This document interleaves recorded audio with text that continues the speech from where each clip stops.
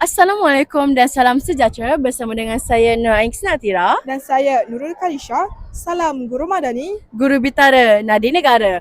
Anda sedang menonton liputan khas MyTV SMK BKT sempena sambutan Hari Guru peringkat sekolah tahun 2026.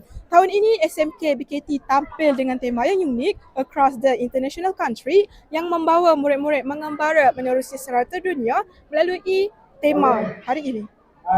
Sebanyak 9 buah negara ditonjolkan melalui persembahan guru-guru SMK BKT dengan penuh warna, budaya dan semangat pendidikan global. Jom bersama-sama kami menyaksikan kemeriahan pada hari ini. Sambutan Hari Guru pada tahun ini bukan sekadar sambutan biasa, malah bertujuan memberi kesedaran dan ilmu kepada murid-murid tentang pentingnya peranan guru dalam membangunkan negara hingga ke peringkat antarabangsa. Tema Guru Bitara Nadi Negara membawa maksud guru merupakan insan yang hebat yang menjadi tunjang utama dalam melahirkan generasi berilmu, berdisiplin dan mampu bersaing dengan pelajar dari seluruh dunia. Manakala konsep Across the International Country pula memperkenalkan budaya, bahasa dan keunikan negara-negara lain kepada murid-murid agar mereka lebih berpengetahuan serta berfikiran global.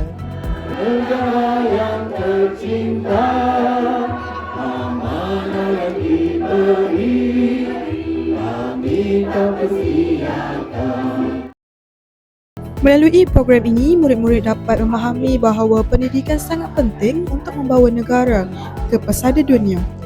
Guru bukan sekadar insan yang mengajar, membaca dan mengira, tetapi insan luar biasa yang menyalakan harapan, membina impian dan mencorakkan masa depan negara. Tanpa guru, siapalah kita untuk melangkah ke pentas dunia? Sempena sambutan Hari Guru bertemakan Guru Bitara Nadi Negara dan Across the International Country, marilah kita bersama-sama menghargai setiap pengorbanan guru yang tidak pernah mengenal erti lelah demi melihat anak didiknya berjaya. Kami mengucapkan selamat Hari Guru kepada semua warga pendidik. Terima kasih Cikgu atas segala jasa dan pengorbanan anda. Jasamu akan sentiasa terpahat dalam hati dan dikenang sepanjang hayat.